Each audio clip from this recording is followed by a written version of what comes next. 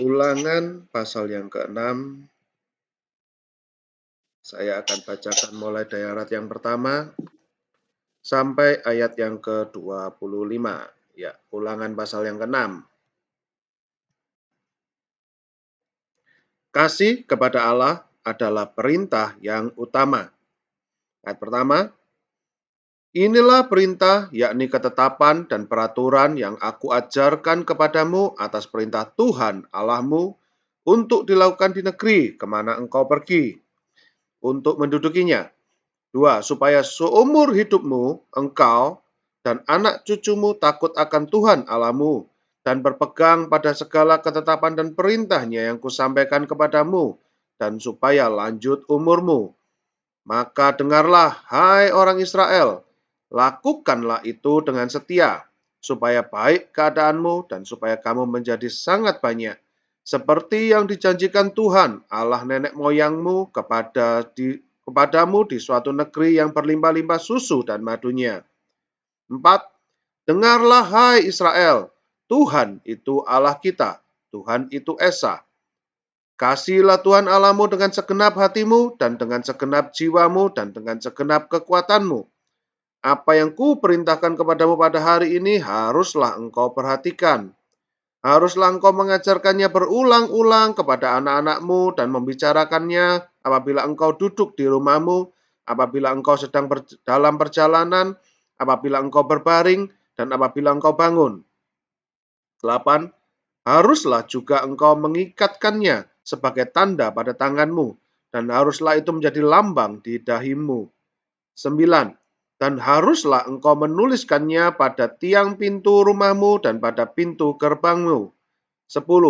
Maka apabila Tuhan Allahmu telah membawa engkau masuk ke negeri yang dijanjikannya dengan sumpah kepada nenek moyangmu, yakni Abraham, Ishak, dan Yakub, untuk memberikannya kepadamu, kota-kota yang besar dan baik yang tidak kau dirikan, rumah-rumah penuh berisikan berbagai-bagai barang baik yang tidak kau isi, sumur-sumur yang tidak kau gali, kebun-kebun anggur dan kebun-kebun zaitun yang tidak kau tanami. Dan apabila engkau sudah makan dan menjadi kenyang, maka berhati-hatilah supaya jangan engkau melupakan Tuhan yang telah membawa kamu keluar dari tanah Mesir, dari rumah perbudakan. Engkau harus takut akan Tuhan Allahmu, kepada Dia haruslah engkau beribadah, dan demi namanya engkau haruslah engkau bersumpah. 14. Janganlah kamu mengikuti Allah lain dari antara Allah bangsa-bangsa sekelilingmu, sebab Tuhan Allahmu adalah Allah yang cemburu di tengah-tengahmu, supaya jangan bangkit murka Tuhan Allahmu terhadap engkau, sehingga ia memunahkan engkau dari muka bumi. 16. Janganlah kamu mencobai Tuhan Allahmu seperti kamu mencobai Dia di masa. Haruslah kamu berpegang pada perintah, peringatan, dan ketetapan Tuhan Allahmu yang diperintahkannya kepadamu. Haruslah engkau melakukan apa yang benar dan baik di mata Tuhan, supaya baik keadaanmu dan engkau memasuki dan menduduki negeri yang baik yang dijanjikan Tuhan dengan sumpah kepada nenek moyangmu. 19. Dengan mengusir semua musuhmu dari hadapanmu seperti yang difirmankan Tuhan. 20. Apabila di kemudian hari anakmu bertanya kepadamu, apakah peringatan, ketetapan, dan peraturan itu yang diperintahkan kepadamu oleh Tuhan Allah kita? Maka haruslah kamu menjawab anakmu itu. Maka haruslah engkau menjawab anakmu itu. Kita dahulu adalah budak Firaun di Mesir, tetapi Tuhan membawa kita keluar dari Mesir dengan tangan yang kuat. Tuhan membuat tanda-tanda dan mujizat-mujizat yang besar dan yang mencelakakan terhadap Mesir, terhadap Firaun dan seisi rumahnya di depan mata kita. Tetapi kita dibawanya keluar dari sana supaya kita dapat dibawanya masuk untuk memberikan kepada kita negeri yang telah dijanjikannya dengan sumpah kepada nenek moyang kita. Tuhan Allah kita memerintahkan kepada kita untuk melakukan segala ketetapan itu dan untuk takut akan Tuhan Allah kita, supaya senantiasa baik keadaan kita dan supaya Ia membiarkan kita hidup seperti sekarang ini. 25. Dan kita akan menjadi benar apabila kita melakukan segenap perintah itu dengan setia di hadapan Tuhan Allah kita, seperti yang diperintahkannya kepada kita. Men. Nah, hari ini kita mau bahas dari Ulangan pasal yang ke-6. Saya ulang dari ayat yang pertama. Inilah perintah dan ketetapan dan peraturan yang aku ini siapa? Bukan Tuhan, aku hanya huruf kecil. Yang aku, yaitu Musa ajarkan kepada bangsa Israel atas perintah Tuhan Allah. Jadi Musa diperintahkan Allah untuk mengajar orang Israel untuk dilakukan di negeri di mana kamu pergi mendudukinya. Apa tujuan Musa mengajarkan ini? Apa yang Tuhan inginkan orang Israel lakukan? Yang pertama, apa yang Musa inginkan? Supaya seumur hidupmu, engkau dan anak cucumu takut akan Tuhan. Jadi Ulangan 6 dan selanjutnya nanti 7, 8 gitu ya. Musa mengajarkan ini supaya bangsa Israel takut akan Tuhan. Dan supaya bangsa Israel berpegang pada segala ketetapan dan perintahnya. Kenapa Musa inginkan bahwa bangsa Israel ini harus takut akan Tuhan dan harus berpegang segala perintahnya kepada Tuhan? Apa tujuan Musa? Supaya bangsa Israel dapat menikmati, berpegang pada segala ketetapan dan perintahnya yang kusampaikan padamu, dan supaya lanjut umurmu. Jadi, menurut Musa, kalau kita itu takut akan Tuhan dan berpegang kepada segala perintah Tuhan, maka yang akan terjadi kepada kita, 1, lanjut umur. Dan yang kedua, ayat yang ketiga, maka dengarlah orang Israel, lakukanlah dengan setia supaya baik keadaanmu, supaya kamu menjadi sangat banyak seperti yang dijanjikan Tuhan. Jadi ada 2 yang Musa inginkan supaya bangsa Israel ini lanjut umur panjang, dan supaya hidupnya baik. Ini juga menjadi kerinduan kita, lanjut umur, hidupnya baik. Nah, sekarang kita mau dengar, apa sih isi pengajarannya, supaya kita semua pada hari ini, Jemaat Betani Jombang yang mendengarkan sharing ini, perenungan ini, supaya lanjut umur kita, supaya panjang umur kita, dan supaya baik keadaan kita di tanah yang sudah Tuhan tempatkan kita. Nah, apa isinya pengajarannya? Kita masuk di ayat yang keempat. Ini adalah doa yang diulang-ulang oleh bangsa Israel. Shema Israel kalau tahu. Ayat yang keempat, Ulangan 6 ayat keempat. Dengarlah, hai orang Israel, Tuhan itu Allah kita, Tuhan itu Esa. Kalau yang seberapa dari kita yang pernah tahu Shema Israel? Shema Israel, Adonai Eloheinu, Adonai Echad. Disebutnya Tuhan kalau huruf besar ya di Perjanjian Lama, Tuhan, Tuhan huruf besar, itu selalu di dalam teks aslinya itu ditulis YHWH, Yod-He, Vav-He. Kalau orang sekarang ya sebutnya Yahweh, tapi itu saya rasa bukan penyebutan yang tepat. Karena semua ditulis pakai huruf mati, huruf Yod, He, Vav, He. Kayak misalkan kita nyebut di bahasa Indonesia ya YHWH. Kan nggak bisa dibaca tuh YHWH. Ya.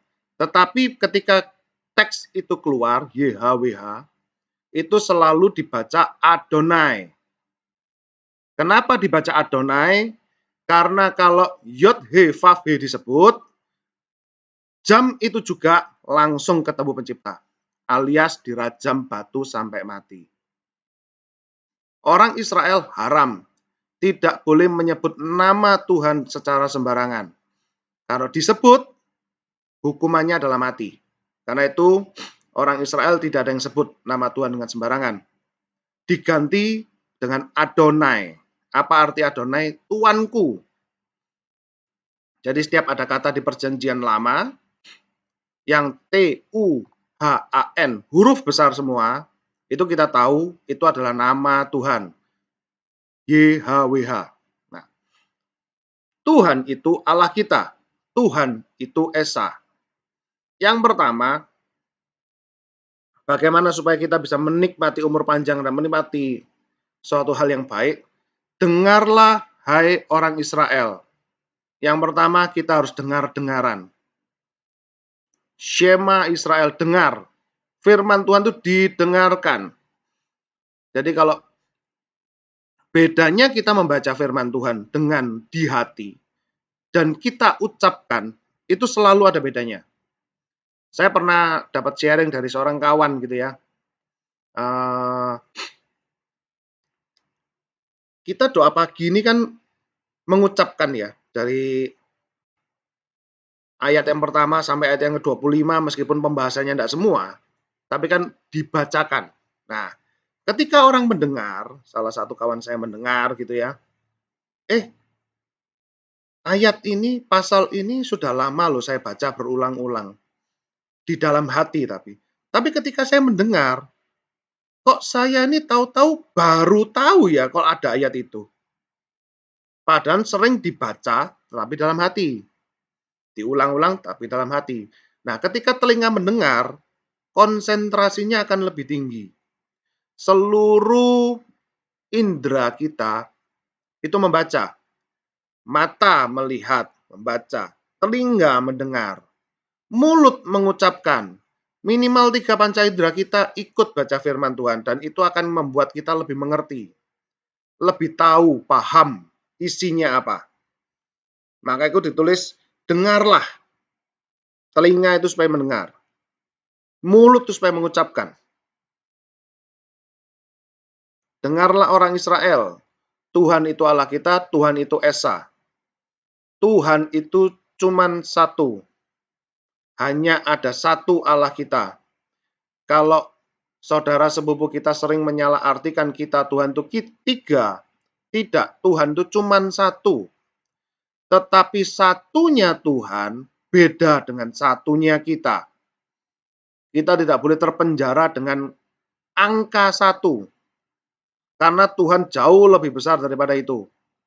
Tuhan itu tiga tapi satu itu tiga. Saya tidak perbanyak masalah doktrin Trinitas. Kita semua sudah tahu ya Trinitas. Kalau misalkan masih bingung Trinitas, nanti coba tanya Pak Aan atau Bu Gembala. Saya lanjut. Dan yang ayat yang kelima. Yang pertama tadi Tuhan itu satu, dengar, telinga mendengar, dan Tuhan itu satu. Yang kelima, kasihilah Tuhan Allahmu dengan segenap hatimu, dan dengan segenap jiwamu, dan dengan segenap kekuatanmu. Yang kedua, mengasihi Tuhan Allahmu dengan segenap hati, jiwa, dan kekuatan. Nah, cara kita mengasihi, cara kita mencintai, itu sangat terpengaruh bagaimana kita dicintai. Ulang. Cara kita mencintai, cara kita mengasihi, itu sangat terpengaruh. Dengan apa? Dengan bagaimana kita dicintai. Contoh. Orang tua kita pertama kali menerima kasih itu dari orang tua. Bagaimana perlakuan orang tua kepada kita, bagaimana kita merasa dikasihi oleh orang tua, itu sangat mempengaruhi bagaimana nanti kita mengasihi anak kita. Yang saya pelajari, ada 5 bahasa kasih. Jadi, orang merasa dikasihi, ada 5. Yang pertama, ada orang yang merasa dikasihi, ada orang yang merasa dicintai dengan sentuhan. Contoh, kalau orang itu dipeluk gitu ya, itu dia merasa dikasihi, merasa dicintai, dipeluk. Ada yang merasa dicintai, dikasihi karena sentuhan. Ada yang dengan hadiah. Saya mungkin merasa dikasihi kalau saya dikasih kado, dikasih hadiah. Ada orang seperti itu. Tapi lima-limanya belum tentu orang-orang punya lima-limanya ya. Mungkin ada yang punya 3, ada yang punya 2, mungkin ada yang punya 4, nggak mesti. Tapi ini menurut psikologi ada 5 bahasa kasih. Orang merasa dikasih ada 5 ini. Satu tadi sentuhan, satu hadiah. Ada yang merasa dikasih ketika ditemani, punya waktu bersama-sama. Ada yang merasa dikasih dengan kata-kata yang indah, dipuji. Ada yang merasa dikasih dengan dilayani. Ada 5. Satu dengan sentuhan, dipeluk misalkan. 2 dengan hadiah. 3 dengan menghabiskan waktu bersama-sama. 4 dengan kata-kata indah. 5 dilayani. Nah, ketika seorang anak, misalkan saya itu 5-limanya saya dapat dari orang tua, itu akan mempengaruhi kehidupan saya. Saya akan merasa dikasih kalau 5-limanya dapat. Dan saya akan mengasihi orang lain dengan 5-limanya ini. Tetapi ada yang cuma dapat 3. Contoh misalkan, saya ini tidak terlalu merasa dikasih kalau saya dikasih hadiah. Karena emang seumur hidup saya jarang dapat hadiah. Jadi kalau saya ada orang yang ngasih saya hadiah, saya merasa biasa-biasa saja. Tidak ada yang spesial. Saya lebih merasa dikasih kalau ada orang yang menemani saya. Jadi menghabiskan waktu bersama-sama, saya ditemani. Itu saya lebih merasa dikasih.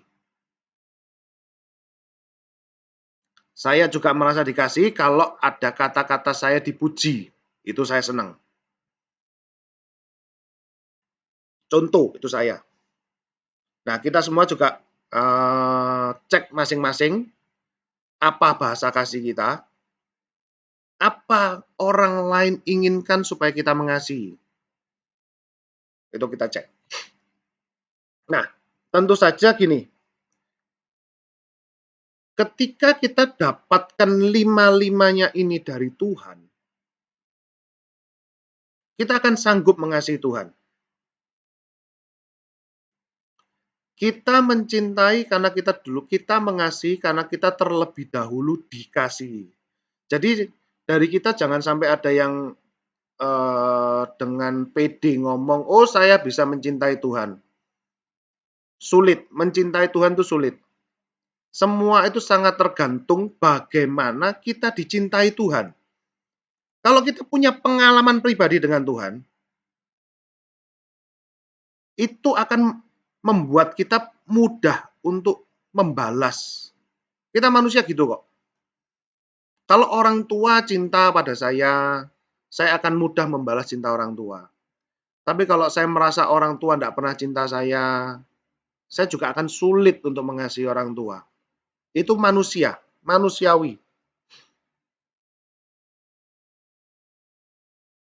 Kita lihat bagaimana saya pernah dengar dari seorang pendeta gitu ya, cerita pada saya, sharing. Setiap kita melihat di perjanjian lama, setiap kita baca di perjanjian lama, menafsirkan ayat di perjanjian lama, kita harus lihat penggenapannya di perjanjian baru. Karena Yesus adalah the perfect theology. Yesus adalah tafsiran yang paling sempurna. Nah, kita mau belajar bagaimana cara mencintai Tuhan dari versi Tuhan Yesus. Kita buka Yohanes 14 ayat 15. Yohanes 14 ayat yang ke-15. Kita mau belajar dari Yesus bagaimana cara mencintai Tuhan. Yohanes 14 ayat yang ke-15. Yohanes 14 ayat 15. Jikalau kamu mengasihi aku, mengasihi Tuhan, kamu akan menuruti segala perintahku. Yang pertama, bagaimana supaya kita bisa mengasihi Tuhan? Jikalau kamu mengasihi Tuhan, jikalau saya mengasihi Tuhan, maka saya akan menuruti segala perintah Tuhan. Yang pertama adalah taat. Bukti kita mengasihi Tuhan adalah yang pertama taat. Taat akan segala perintah Tuhan. Perintah yang mana? Perintah yang Tuhan sampaikan kepada kita pada hari ini. Masalahnya begini, kadang-kadang kita ini sebagai penjemaat, saya juga sendiri merasakan, terkadang kita ini sebagai jemaat lebih nurut kepada perintah yang disampaikan Tuhan untuk pendeta, untuk pembicara, dibandingkan dengan perintah yang Tuhan sampaikan kepada kita sendiri. Contoh. Saya ulang. Terkadang kita ini lebih nurut kepada pengalaman si pembicara dalam mentaati perintah Tuhan dibandingkan dengan kita cari perintah Tuhan itu sendiri. Rema itu sendiri. Contoh, saya ambil contoh. Kita semua tahu pengalaman Bapak Gembala dan Bu Gembala. Ketika Bapak Gembala dapat perintah dari Tuhan, ayo tinggalkan Surabaya, pindah ke kota Jombang. Sering kan kita dengar, itu perintah Tuhan kepada Bapak dan Bu Gembala. Begitu diceritakan, misalkan Surabaya gitu ya, orang merasa, wow ini perintah Tuhan, maka tinggalkan Surabaya, pindah ke kota Jombang. Khotbah ke 100 orang Surabaya, 100-100-nya pindah Jombang semua. Loh bukan. Bukan itu. Itu perintah Tuhan kepada Bapak dan Ibu Gembala secara personal. Jangan diikuti perintahnya, jangan diikuti caranya, tapi ambil isinya. Isinya apa? Taat perintah Tuhan. Perintahnya apa? Cari sendiri. Jangan ikut-ikutan. Ada perintah Tuhan itu yang sifatnya personal, yang sering kita dengar dari pembicara, sering kita dengar dari kesaksian pendeta. Ada yang sifatnya adalah komunal. Kalau sifat perintah Tuhan itu adalah personal, misalkan saya kesaksian atau Bapak Ibu Gembala kesaksian, itu kan personal.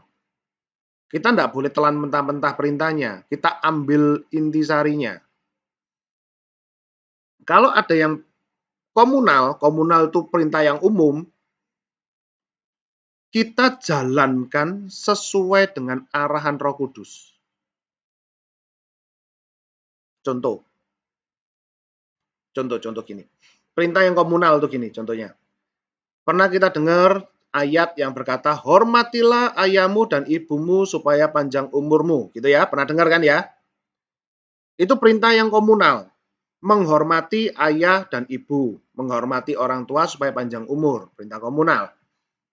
Tetapi cara menjalankannya itu masing-masing.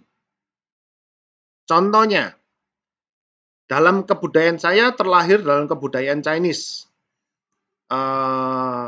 Dari pihak engkong juga totok, dari pihak mak juga totok, dari pihak papa saya itu juga kental dengan budaya-budaya Cina. Totok. Cara menghormati orang tua menurut Chinese yang totok ada dua. Yang pertama, ketika masih hidup, harus berbakti kepada orang tua, harus sayang kepada orang tua, tidak merusak nama baik orang tua di luar, melayani orang tua di rumah. Itu yang pertama. Yang kedua, ketika orang tua itu sudah meninggal, harus tetap dihormati dengan cara apa? Dengan cara tetap mengingat, tetap mengadakan sebuah waktu tertentu untuk mengingat leluhur yang sudah lama pergi. Ada dua macam cara. Dan dua-duanya itu harus dituruti. Kalau tidak, secara kebudayaan, ini cara kebudayaan ya, bukan budaya Kristen tapi ini budaya Chinese. Ketika ada seorang Chinese yang makam orang tuanya tidak terawat, itu secara otomatis Chinese yang lain akan ngomong, oh orang ini tidak berbakti kepada orang tuanya. Itu otomatis akan dijudge seperti itu. Karena menurut kebudayaan Chinese, Orang yang berbakti itu ada dua. Ketika waktu masih hidup berbakti, sayang pada orang tua. Ketika sudah meninggal pun harus juga sayang dengan merawat makam, dengan mengadakan peringatan-peringatan tertentu. Ada cengbing, ada macam-macam. Itu cara. Nah, saya pun dibesarkan, dididik dengan cara itu.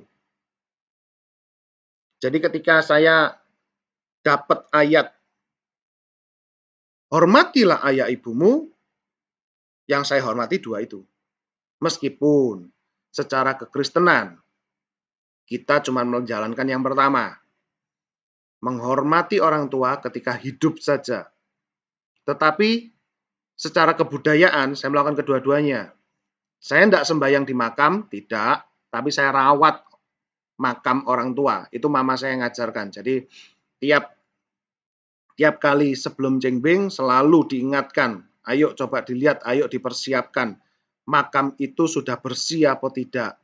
Jadi kalau orang mau datang, orang mau berkunjung, orang mau mengenang, itu sudah bersih.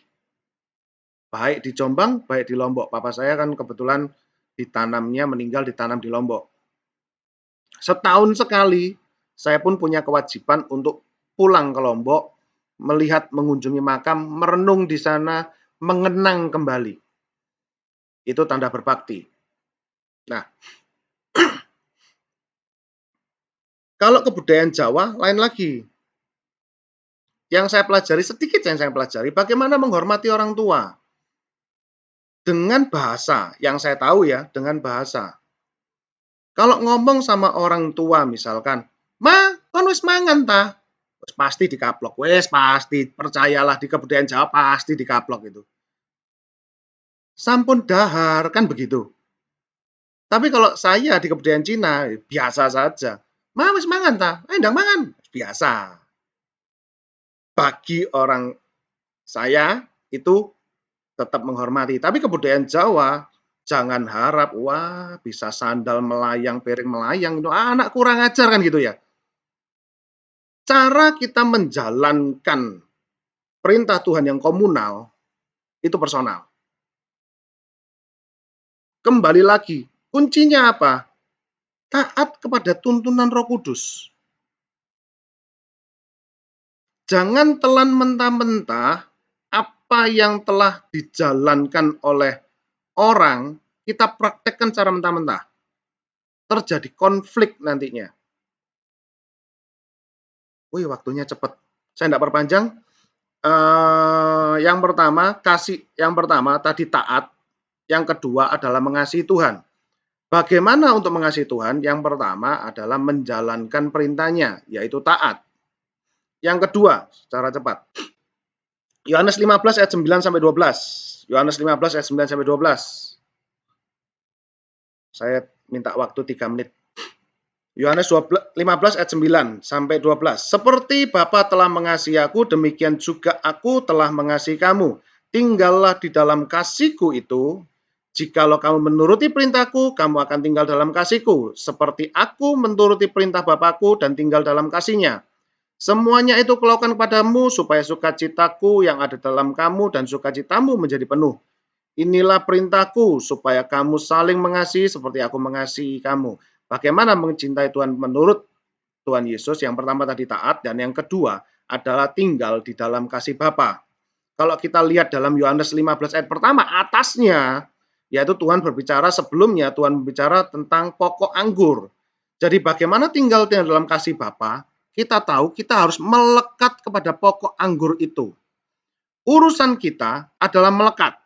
Bagaimana kita mencintai Tuhan adalah melekat kepada pokok anggur. Sebagaimana kita tahu bahwa ranting tidak dapat berbuah dalam dirinya sendiri. Jadi sebagaimana kuat ranting itu berusaha berbuah, kita nggak bisa. Yang kita lakukan hanya melekat pada pokok anggur. Berbuah itu otomatis. Buahnya itu buah apa? Buah pertobatan. Buah apa? Buah jiwa-jiwa. Buah apa? Buah-buah roh. Jadi kalau ada orang yang ngomong, saya ini belajar sabar. Tidak bisa. Manusia tidak bisa menghasilkan buah dari dirinya sendiri. Yang perlu kita lakukan apa? Melekat. Baru kemarin saya dengar sebuah kesaksian. Seorang kawan kesaksian. Begini. Dia itu pada waktu menjalankan gini. Dia merasa bahwa Tuhan itu perintahkan kepada dia sholat 5 waktu. Doa 5 waktu. Kalau dulu waktu SPGI saya dengar dari Pak Yusa Adi Siswantoro, dia ngomong deep. Doa intimasi pribadi. 5 waktu. Nah, ketika dia jalankan itu betul-betul, sehari 5 kali berdoa. Pada waktu dia di suatu kos gitu ya, dia berdoa 5 kali sehari. Di suatu waktu dia berdoa dan berbahasa roh, tahu-tahu pas temannya lewat, dia dengar bahasa rohnya itu sebagai bahasa kecilnya dulu. Dia kan orang daerah, bahasa daerah sana. Nah, ketika selesai berdoa, ditanya sama temannya itu, "Tuh, kamu ngomong apa tadi?" "Nggak tahu, ngaku bahasa roh." "Saya dengarnya di telinga saya adalah bahasa kecil saya." "Ayo coba doa lagi yuk." Doa lagi, diajak doa lagi dia. Doa lagi, terus ditanya sama temannya, "Kamu tadi doa apa?" "Nggak tahu, aku cuma berbahasa roh tok." "Saya dengarnya kamu sedang menasehati saya untuk bertobat dan dibaptis." Dan betul setelah itu, besoknya dia dibaptis. Urusannya, kawan saya cuma berdoa, melekat. Tahu-tahu teman kosnya bertobat. Buah jiwa-jiwa tidak tergantung bagaimana jago kita untuk meyakinkan orang ikut Kristen, tidak. Tetapi bagaimana kita melekat, bagaimana kehidupan kita pribadi sama Tuhan, bagaimana hubungan kita sama Tuhan, bagaimana kita merenungkan firman Tuhan, itu yang mempengaruhi bagaimana jiwa-jiwa itu datang kepada Tuhan. Kesimpulannya, bagaimana supaya kita menurut kitab Ulangan pasal 6, bagaimana Musa mengajarkan bangsa Israel supaya umurnya panjang dan hidupnya baik. Yang pertama adalah mendengar. Shema Israel, dengar firman Tuhan. Dengar. Yang kedua, belajar mengasihi Tuhan. Bagaimana supaya kita belajar mengasihi Tuhan? Menurut Tuhan Yesus yang sudah ajarkan kepada kita, yang pertama adalah taat. Segala perintah Tuhan, kalau kita taat perintah Tuhan itu berarti kita mengasihi Tuhan. Dan yang kedua, melekat kepada pokok anggur. Terima kasih, Tuhan Yesus memberkati. Saya kembalikan pada Bu Gembala.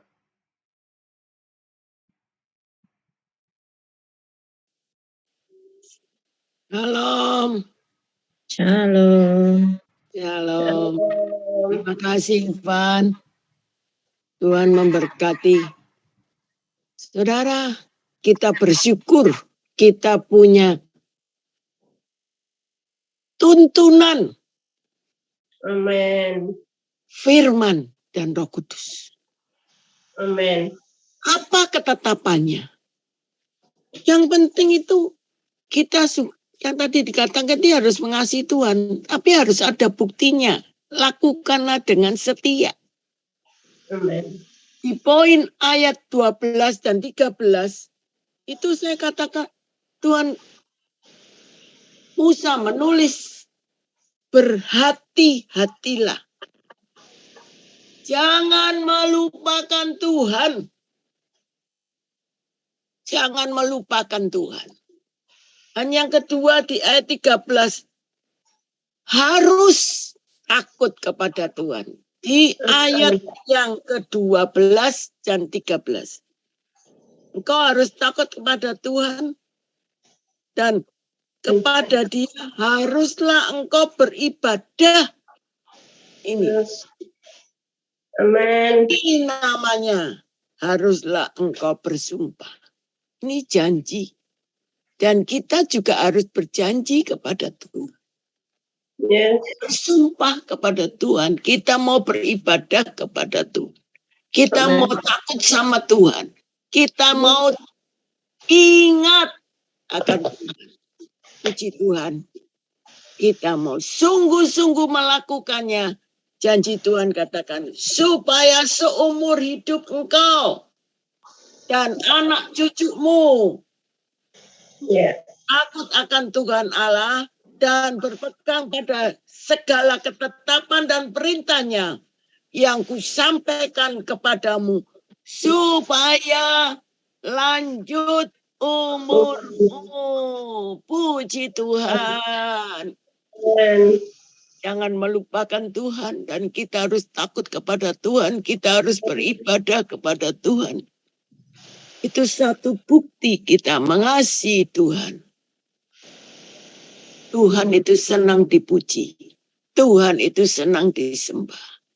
Kalau kita berdoa dengan sungguh-sungguh, pasti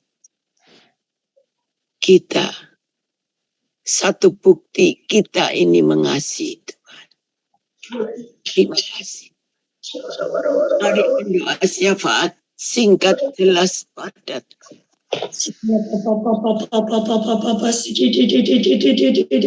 Kami mengucap syukur, kami berterima kasih Tuhan. Oh, pagi hari ini firman-Mu menasihatkan kepada setiap kami anak-anak-Mu untuk senantiasa mentaati segala perintah Tuhan, sehingga lanjut umur kami, hidup kami menjadi baik, senantiasa dengar-dengaran akan suara Tuhan, mengasihi Tuhan dengan segenap hati kami, kekuatan dan akal budi kami, taat kepada pimpinan Roh Kudus dan selalu melekat kepada Tuhan Yesus. Terima kasih Tuhan, berkati Bapak Ivan yang sudah menyampaikan benih firman-Mu, pakai beliau lebih hari lebih heran untuk kemuliaan nama-Mu. Berkati dalam pelayanannya, dalam pekerjaannya Tuhan, Tuhan buat berhasil dan beruntung. Baik seluruh isi keluarganya, Tuhan berkati. Terima kasih Tuhan, pagi hari ini kami berdiri membawa pendamaian bagi bangsa Indonesia. Kami berdiri dan bersyafaat untuk lawatan, pemulihan, dan keselamatan atas bangsa kami Indonesia. Kami mengucapkan berkat atas negeri kami tercinta Indonesia. Tuhan memberkati bangsa Indonesia dari segala yang terbaik, rohani dan jasmani. Shalom untuk Indonesia. Shalom, damai sejahtera, sukacita dari surga turun mengalir atas bangsa kami Indonesia. Tuhan menyinari bangsa. Bangkitlah Indonesia, sebab terang Tuhan sudah datang dan kemuliaan Tuhan telah terbit atas Indonesia. Kegelapan tidak lagi menguasai bangsa Indonesia, sebab bangsa Indonesia sedang berjalan dalam terang kebenaran Tuhan dan masuk dalam glorious time. Tuhan memberikan bangsa Indonesia kasih karunia. Sesungguhnya perkenanan dan anugerah Tuhan tidak akan menjauh dari bangsa Indonesia. Cintanya selalu ada. Kita Indonesia, bahkan bangsa Indonesia selalu ada di dalam hati Tuhan. Hujan pertobatan, keselamatan sudah terjadi atas bangsa kami Indonesia. COVID-19 sudah berhenti, virus-virus apapun juga, hepatitis apapun juga, dalam nama Yesus, Tuhan sendiri yang menggantikan, Tuhan sendiri yang menggagalkan, dalam nama Yesus, sehingga pembalian keadaan sudah terjadi, keadaan yang tidak baik menjadi baik. Terima kasih Tuhan, berkati pemerintahan bangsa kami, dari pusat sampai ke daerah-daerah, dari Bapak Joko Widodo beserta wakilnya, seluruh staf-stafnya, kabinet menteri-menterinya, aparat TNI, Polri, MPR, DPR, yudikatif, legislatif, semuanya Tuhan berkati, beri kekuatan, kemampuan, hikmat, marifat yang daripadamu, terlebih roh takut akan Tuhan, punya dedikasi yang tinggi, integritas yang tinggi dalam mengerjakan tugas-tugas pemerintahan dengan penuh tanggung jawab. Terima kasih Tuhan. Berkati juga kota Jombang. Jombang beriman kepada Tuhan Yesus. Jombang diselamatkan, Jombang sudah dimenangkan kerajaan Allah. Pemulihan sudah terjadi atas seluruh kabupaten Jombang. Baik setiap gereja-gereja interdenominasi merek apapun juga, mulai dari kota Jombang dunia sudah terjadi transformasi, terjadi roh persatuan kesatuan antar gereja yang satu dengan yang lainnya, saling bergandengan tangan, berdoa bersama-sama, memenangkan banyak jiwa untuk kerajaan-Mu. Gelombang Allah sedang melawat umat-Nya, kami gereja siap bergerak maju untuk mengikuti tuntunan Roh Kudus, untuk menuai jiwa-jiwa beribu-ribu laksa. Terlebih gereja kami Tuhan, gereja lokal FOK Jombang, berkati Ibu Gembala selaku Gembala Sidang Gereja Betani FOK Jombang, berkati Ibu Gembala Tuhan, urapi dengan urapan yang dari surga, berikan roh ketajaman kewahyuan yang baru, tetap sehat, tetap kuat di dalam Tuhan, pakai beliau lebih hari lebaran untuk kemuliaan nama-Mu, seluruh anak keturunannya juga Tuhan berkati, hamba-Mu juga serahkan Tuhan untuk seluruh pelayan-pelayan-Mu, ikat kami semuanya dengan tali kasih-Mu, berikan kami Tuhan saat sepikir dalam satu kasih, satu jiwa, satu tujuan, hanya melayani Tuhan Allah yang hidup, sehingga roh persatuan kesatuan sudah terjadi kepada seluruh kami pelayan-pelayan-Mu, melayani dengan hati penuh pengabdian, sejuta, setia, jujur dan taat, senantiasa menjunjung tinggi derajat martabat nama baik jemaat serta organisasi Gereja Betani FOK Jombang, setia dan loyal di setiap ibadah dan pelayanan, sanggup dan rasa tanggung jawab melakukan tugas pelayanan, siap ditegur dan bertobat, hidup benar, kudus, sesuai dengan firman Tuhan. Terima kasih Tuhan. Pagi hari ini kami serahkan setiap pergumulan jemaat-Mu, apapun Tuhan yang menjadi pergumulan permasalahan ini Tuhan, campur tangan, memulihkan keadaan kami seperti memulihkan keadaan Sion. Yang sakit sudah disembuhkan, yang lemah sudah dikuatkan, yang punya masalah ditolong, diberikan jalan keluar dan kemenangan, yang kekurangan diberkati berlimpah-limpah, bahkan yang belum punya pekerjaan, Tuhan berikan pekerjaan, yang belum punya pasangan hidup, baik, seiman, sepadan, seimbang. Baik yang saat ini masih dalam pemulihan, baik mamanya Ibu Dwita Tuhan, yang setelah kemo maupun radiasi, Tuhan pulihkan mamanya Ibu Dwita dengan sempurna. Tuhan, belimbing Tuhan, yang setelah jatuh Tuhan, dalam nama Yesus, pulihkan mamanya Cieli Tuhan, pulihkan kesehatannya dengan sempurna, sehingga bisa beribadah kembali. Baik Tuhan, anakmu Feba, baik anakmu Louis Tuhan, baik Bapak Jati Tuhan, baik Cioli, baik Bapak Surya Sepurna Tuhan, kami yakin dan percaya Tuhan, satu persatu anak-anakmu yang saat ini dalam pemulihan, Tuhan pulihkan keadaannya dengan sempurna, sehingga kami anak-anakmu tetap sehat, tetap kuat di dalam Engkau Tuhan, baik jemaatmu, pelayan-pelayanmu, semuanya sehat dalam Tuhan Yesus. Silakan Tuhan untuk ibadah Jombang Blessing spesial Tuhan, acara kenaikan Tuhan Yesus, biarlah Tuhan campur tangan, memberkati setiap acara demi acara, Tuhan berikan kelancaran, sukses dalam nama Yesus. Kami yakin dan percaya perkenanan Allah, lawatan Allah, gerakan roh Allah terjadi dalam setiap kegiatan ibadah, sehingga kebangunan rohani terjadi. Terima kasih Tuhan. Apa saja yang kami minta dan doakan, kami yakin dan percaya kami sudah menerimanya, maka hal itu sudah diberikan kepada kami dari segala yang baik yang Tuhan janjikan kepada seluruh keluarga jemaat Betani FOK Jombang. Tidak ada yang tidak terpenuhi, semuanya sudah terpenuhi. Haleluya. Amin.